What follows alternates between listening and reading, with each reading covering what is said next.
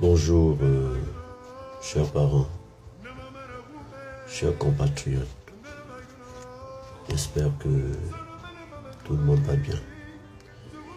Il est dimanche,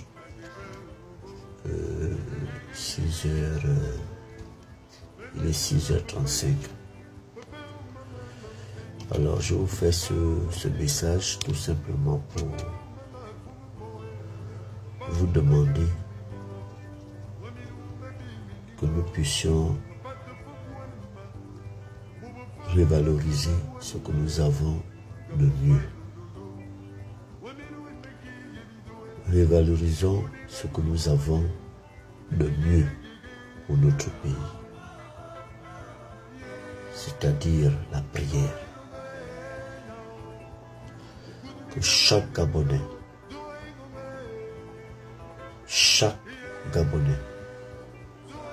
puisse se mettre en prière. C'est notre secret, c'est notre force, la vie spirituelle. Le Gabon, c'est un pays béni de Dieu. C'est pourquoi le démon de mauvaises personnes manifeste lorsque le Gabonais veut trouver une porte de sortie pour son pays.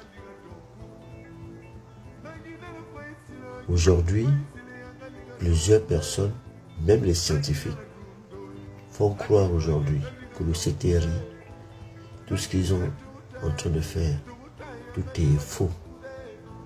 Qu'ils sont avec le PDG, ils sont en train de raconter toutes les histoires possibles, tout simplement pour nuire, pas à Brice Clotaire Oligui-Nguema, pas au CTRI, mais pour nuire le plan de Dieu. Nos pères, nos mères ont prié pendant plusieurs années pour que le Gabon soit un pays libre. Nous ne sommes peut-être pas encore libres à 100%, mais ça se ressent déjà, cette liberté, cette libération du peuple gabonais, cette libération de ce pays qu'on appelle Gabon. Faisons appel à Dieu d'abord, à nos ancêtres, à nos génies, pour qu'ils nous accordent sagesse et qu'ils permettent à ce que notre combat pour notre pays, nous puissions réussir. Peut-être pas voir comment le pays se développe, mais au moins mettre en place un meilleur processus pour que ce pays-là puisse être l'un des plus beaux pays du monde. Et pour que ça soit l'un des plus beaux pays du monde, on doit commencer d'abord par nos lois. Donc la mère de toutes les lois, qui doit ressembler au rêve gabonais. Qui doit ressembler au rêve gabonais, au moins pendant plusieurs années, sans être retouché, juste pour que la dignité de Gabonais puisse être rétablie et que le peuple gabonais ne puisse jamais disparaître. Que le peuple gabonais ne puisse jamais disparaître. Que la terre gabonaise ne puisse jamais être entre les mains des expatriés, des personnes qui reviennent d'ailleurs. Toutes les guerres que vous voyez dans le monde ont toujours été d'abord à cause des territoires. À cause du territoire. Regardez l'histoire que nous avons en ce moment par rapport à l'Inbani avec nos frères et sœurs du Cameroun, de la Guinée équatoriale. À cause de quoi? Du territoire. Il peut arriver que si on ne s'entend pas, qu'est-ce qui peut se passer après? Ça veut dire qu'après, on peut utiliser les armes. Mais la chance que nous avons, c'est que c'est un même peuple, Ce sont les mêmes familles. Donc nous allons trouver un consensus. Nous devons trouver obligatoirement un consensus. Vous voyez? Donc c'est d'abord un problème de territoire, de terre. Et ça, le monde entier en veut à notre terre. Et avec tout ce que ça, nous avons nos parents enterrés. Nous avons nos génies qui sont là. Et nous-mêmes, nous devrons être enterrés là. Et nos enfants également.